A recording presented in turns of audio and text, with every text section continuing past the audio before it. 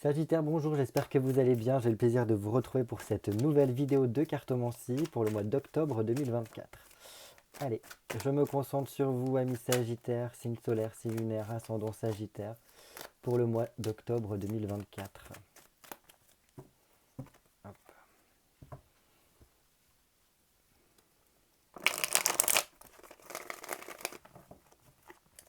Sagittaire, signe solaire, signe lunaire, ascendant Sagittaire, octobre 2024.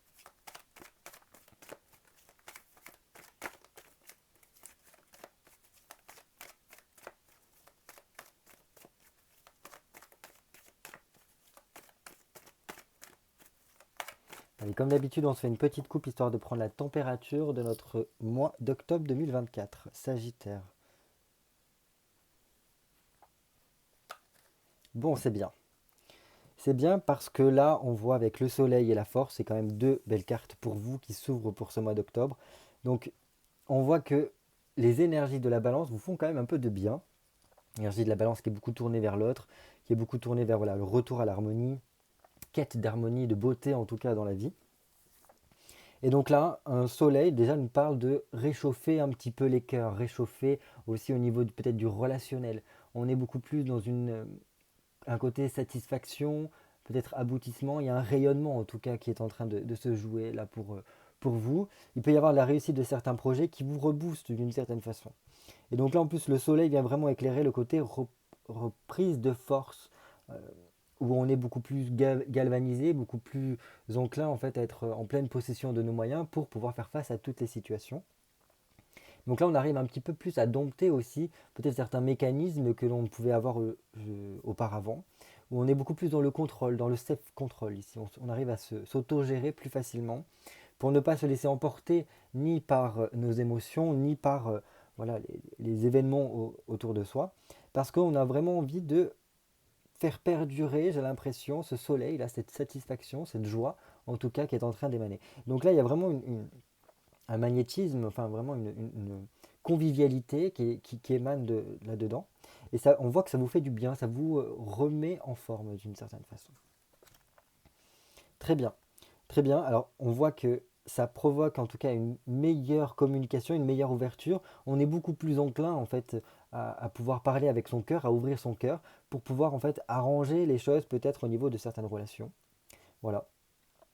Et donc par ce côté cavalier de coupe qui vient vraiment apporter de l'apaisement, nous permet de reprendre confiance en soi, de reprendre aussi espoir en la vie. Voilà, ça permet d'apporter vraiment beaucoup plus de douceur par la communication. On arrive plus facilement à dire ce que l'on a à l'intérieur de soi, d'évoquer, de communiquer en tout cas nos idées pour rendre les échanges beaucoup plus fluides autour de soi. Et tout ça, c'est grâce à ce soleil ici dans ce jeu, dans cette coupe, qui permet vraiment voilà, de rassurer, d'apporter un mieux-être en tout cas au niveau relationnel. Donc là, c'est vraiment dans les énergies de la balance, donc c'est très bien.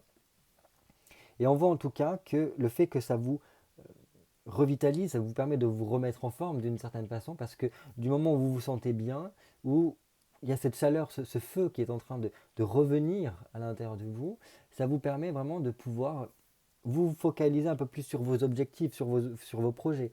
Là, avec un valet de bâton, c'est tout simplement le fait qu'on a besoin euh, d'apporter un gros changement intérieur qui est en train de s'effectuer apparemment, j'ai l'impression.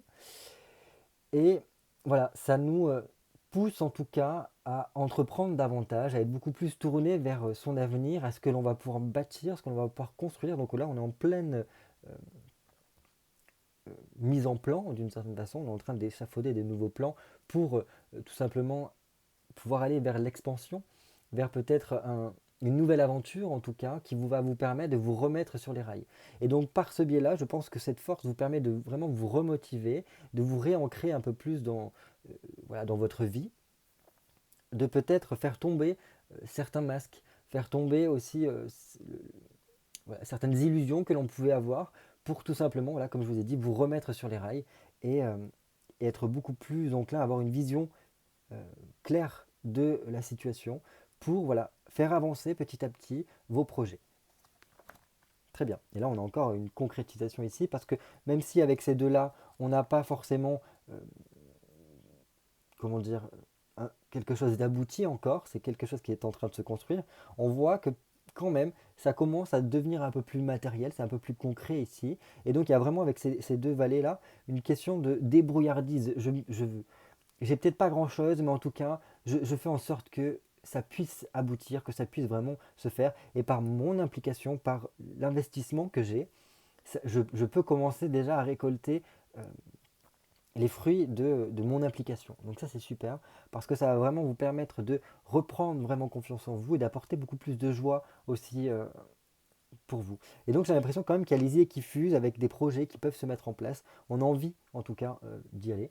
Et ce qui est bien, en tout cas, c'est qu'on voit que vous avez compris peut-être quelque chose, c'est que par le biais de la réflexion et du contrôle de vos émotions, vous allez pouvoir beaucoup plus avancer, reprendre les choses vraiment en main.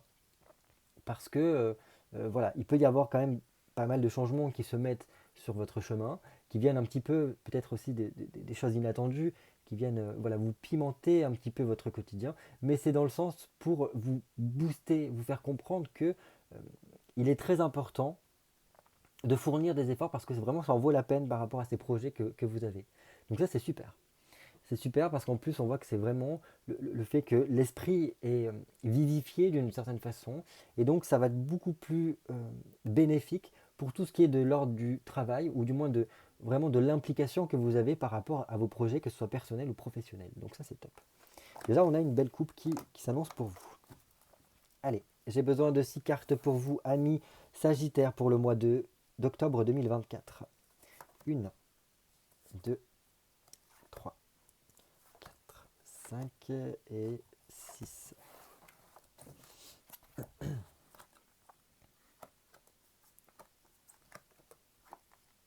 Allez, on commence tout de suite par votre mois de façon générale. On a un 8, ok, un 8 d'épée. Donc il y a quand même un petit peu de tracasserie là, un peu dans l'air. On est un peu stressé peut-être par certains événements qui gravitent autour de vous. Voilà. On a beaucoup le mental qui carbure parce que peut-être qu'on se pose mille et une questions. On peut avoir des problématiques avec, voilà, alors soit un côté peut-être un peu commérage, ou soit tout simplement qu'on est tellement pris par notre mental qui carbure qu'on est enclin, en fait, si vous voulez, à angoisser un petit peu, ou du moins à stresser. Et donc ça nous affaiblit un petit peu. Et en fait, c'est tout simplement parce qu'on n'a pas le contrôle sur tous les tenants et les aboutissants, et donc ça nous frustre d'une certaine façon. Là, ce que ça vient nous dire, un 8 d'épée en matière générale pour le mois d'octobre pour vous, c'est qu'il y a la nécessité d'agir. Il y a la nécessité pardon, de vraiment vous tourner vers la nouveauté, d'oser en tout cas certains changements si vous voulez progresser et sortir un petit peu de cette enclave dans laquelle vous êtes pris. Peut-être, voilà. Après, vraiment adapter en fonction de votre situation. Mais là, avec un 8 d'épée, c'est vraiment voilà, le côté complication, tension qu'il peut y avoir, parce qu'on est pris par des contrariétés, du stress en tout cas, qui, euh, qui nous empêche en tout cas de gravir certains échelons, de pouvoir passer à la suite. Et donc là, ce qu'on nous dit, c'est qu'au lieu de focaliser votre mental par rapport à ces complications, ou du moins ces petits blocages qu'il peut y avoir, et bien tout simplement, ou du moins ces limitations, il faut réussir à être beaucoup plus tourné vers l'action plutôt que la réflexion, et de vraiment aller vers la nouveauté, quelque chose qui changerait de votre quotidien, apporter vraiment les changements dont vous avez besoin pour voilà, pouvoir progresser. On continue. J'espère que je ne vais pas trop tousser parce que je suis un peu malade. Mais bon, allez. Au niveau relationnel, on fait le point au niveau de votre relationnel parce que le signe de la balance, puisque le soleil est en balance, est vraiment basé sur autrui, sur voilà, le lien avec l'autre. Et donc on va voir un petit peu, de façon générale, votre relationnel amoureux, sentimental, enfin oui, amoureux, familial, amical, professionnel. Très bien. Très bien parce qu'on voit qu'il y a quand même une amélioration qui se joue ici pour vous. Alors il y a une certaine forme de protection. C'est comme si on était beaucoup plus on faisait beaucoup plus attention avec le monde qui nous entoure, dire qu'on trie un peu plus les gens qu'il y a autour de soi, pour tout simplement être un petit peu plus dans son cocon. Mais du coup, ça nous permet d'être beaucoup plus dans un bien-être ici. On se sent bien avec les relations dans lesquelles on a réussi à nouer un véritable lien. Et donc il y a une meilleure ouverture, une meilleure communication qui se fait par rapport à ces relations-là. Donc ça c'est bien. Il peut y avoir vraiment un côté, alors soit prise de conscience par rapport voilà, aux personnes qui sont plus enclins à faire partir de notre cercle, soit vraiment une révélation sur soi par rapport à notre relationnel avec les autres. Voilà, donc il peut y avoir des prises de conscience qui se jouent là par rapport à comment vous êtes avec les autres et comment les autres sont avec vous pour voilà, pouvoir épurer un peu plus tout cela et être basé un peu plus sur la communication et surtout voilà, apporter vraiment un meilleur être, un bien-être dans votre relationnel. Donc ça c'est très bien. Très bien. Qu'est-ce qui pourrait en tout cas euh, bloquer ou du moins nuire à vos relations? Un 6 de bâton. Ok. Alors, ce qui pourrait nuire, c'est s'il y a vraiment un côté désordre intérieur, donc à l'intérieur de vous-même, ou un désordre de type émotionnel, si vous vous laissez vraiment submerger par vos émotions. Parce que par ce biais-là, en fait, on voit directement que ça vient toucher votre relationnel, parce qu'il sera complètement biaisé par ce qui se passe à l'intérieur de vous. Donc c'est pour ça que je vous disais tout à l'heure qu'il faut réussir à aplatir vos émotions, euh, être beaucoup plus, voilà, peut-être à reprendre les choses en main, à faire preuve de pondération, comme on l'a vu au niveau de la coupe, hein, à ne pas céder à vos impulsions, à ne pas céder, laisser trop de place en tout cas à votre émotionnel. Donc voilà, euh, ce que je peux vous dire par rapport à ça. Donc voilà, ce 6 de bâton demande en tout cas de faire des concessions. Parce que il peut y avoir vraiment une sorte de dispersion intérieure qui en fait peuvent nuire à votre relationnel. Donc voilà, je pense que pour que cette situation se débloque, il y a vraiment besoin de se remettre un petit peu sur les rails, de se reconnecter un peu plus à soi et comprendre que euh, l'émotion n'est que de courte durée, qu'il ne faut pas non plus, généralement une émotion elle dure à peu près 5 minutes, il ne faut pas l'entretenir, il ne faut pas voilà, faire trop marcher son mental ici, parce que tout simplement ça va venir pâtir sur, enfin, voilà, venir être négatif un petit peu sur votre relationnel. Alors que si vous arrivez à faire le vide un petit peu et à vous dissocier un petit peu de ces émotions-là, à faire le clair aussi dans votre tête, ça vous permettra vraiment de pouvoir beaucoup plus être en harmonie avec les autres. Et parce que cette harmonie passe d'abord par vous, tout simplement. On continue. Comment apporter, enfin, voilà, non, pas comment apporter, le point d'équilibre entre vous et les autres. Comment trouver cet équilibre entre vous et les autres? 7 de coupe. Très bien.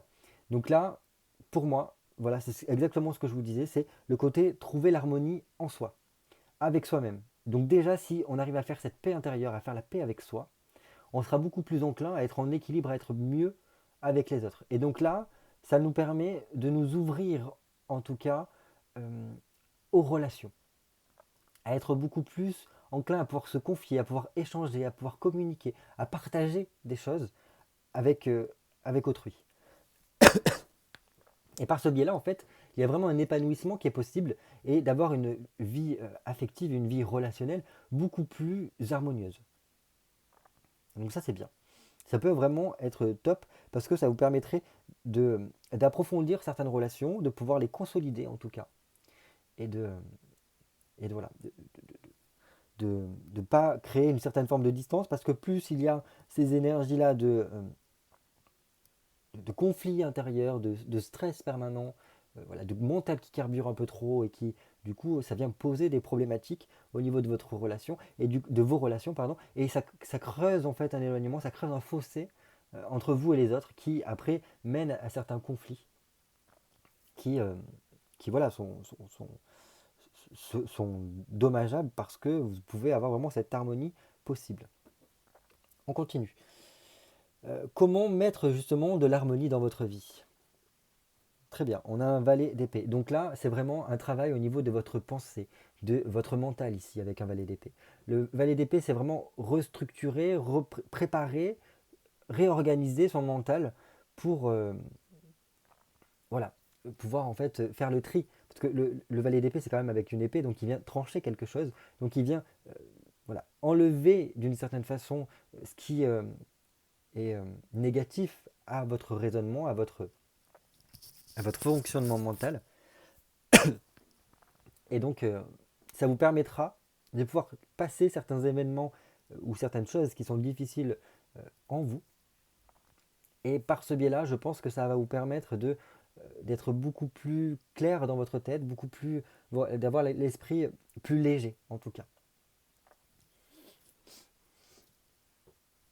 Donc c'est bien parce que ça vous permet une meilleure ouverture et en fait vous voyez en plus ce valet d'épée regarde vers ce 8 d'épée. Donc c'est vraiment une façon de pouvoir éclaircir son mental parce qu'on se réorganise, on restructure son mental ici par rapport à comment mon type de pensée fonctionne, quel flot de pensée j'ai au quotidien en fait d'une certaine façon. Et une fois qu'on a compris un petit peu les mécanismes de voilà, ces pensées récurrentes, on comprend un petit peu leur fonctionnement et on est capable de les réajuster pour qu'elles soient plutôt enclins à d'autres types de pensées qui seront beaucoup plus favorables pour vous, parce qu'ils seront beaucoup plus dans cet état d'esprit du monde, c'est-à-dire d'ouverture, de communication, de trouver un peu plus sa voix au niveau relationnel ou au niveau même de son harmonie intérieure, et donc voilà, d'apporter les réajustements pour son bien-être, d'être mieux à l'intérieur de soi. Donc là, c'est un petit peu de développement personnel dont il s'agit, hein. C'est de réussir à changer son quotidien pour apporter de l'harmonie, mais ça passe d'abord par l'intérieur de soi. Ok, on continue, enfin on termine avec le conseil pour justement vous aider à faire les choix qui sont nécessaires pour vous pour ce mois d'octobre. Donc là, on a un œuf de bâton. Un œuf de bâton qui demande de prendre le temps pour soi, un besoin de faire une pause sur soi pour retrouver son équilibre. Parce qu'un œuf de bâton, ça montre qu'il y a la fin d'un cycle ici. Donc la fin d'un cycle qui peut être porteur de bonnes nouvelles pour la suite, parce que ça pourra voilà, vous montrer qu'il y a un nouveau départ qui vient pour vous, mais pardon. Mais ce nouveau départ-là peut être possible. Enfin, ce nouveau départ-là sera en fonction de dans quel état d'esprit vous l'avez terminé. Et donc là, un œuf dit qu'il faut quand même méditer, prendre conscience de tout ce que l'on a traversé, et de voir en fait ce qui a fonctionné, ce qui ne fonctionne plus et ce dont vous n'avez plus besoin. Et donc il va falloir faire un tri. Si vous ne voulez pas en fait vous retrouver à terminer ce cycle-là avec des bâtons dans les roues, et donc de commencer déjà avec un boulet au pied, ce nouveau cycle. Donc voilà, c'est vraiment un retour à soi, de sa vie intérieure, de venir voilà, cultiver son monde intérieur pour le réparer, pour remettre en ordre en fait ce monde intérieur-là. Et comprendre qu'il y a énormément de générosité qui est à l'intérieur de vous, beaucoup d'altruisme aussi, vous êtes beaucoup tourné vers les autres, mais il peut y avoir quand même des bugs un petit peu relationnels ici qui ont besoin d'être travaillés pour pouvoir améliorer votre contact avec autrui. Bon, allez, je vais m'arrêter là, parce que là ma voix est en train de partir, je commence à un peu trop tousser. Pardon. Voilà, en tout cas, passez un très beau mois d'octobre, prenez bien soin de vous, attention au grand froid, parce que, comme dans mon cas, vous pouvez tomber malade. Et voilà, je vous dis à très bientôt pour de nouvelles vidéos cartomancie, portez-vous bien, bye bye.